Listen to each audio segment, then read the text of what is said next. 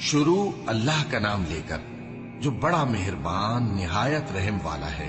काफ हा या आइन सौद। ये तुम्हारे परवरदिगार की मेहरबानी का बयान है जो उसने अपने बंदे जकरिया पर की थी, जब उन्होंने अपने परवरदिगार को दबी आवाज से पुकारा और कहा कि ऐ मेरे परवरदिगार, मेरी हड्डियां बुढ़ापे के सबब कमजोर हो गई हैं और सर सफेद बालों की वजह से चमकने लगा है।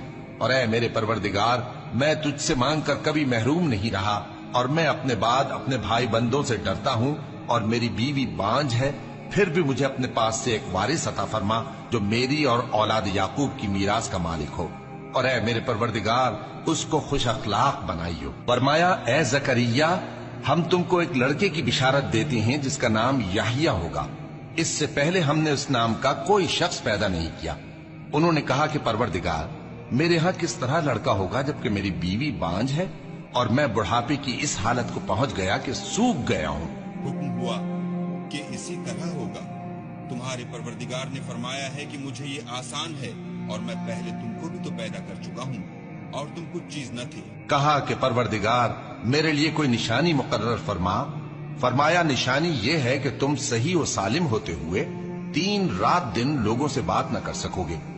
फिर वो इबादत के हुजरे से निकलकर अपनी कौम के पास आए तो उनसे इशारे से कहा कि सुबह शाम तस्बीह करते रहो।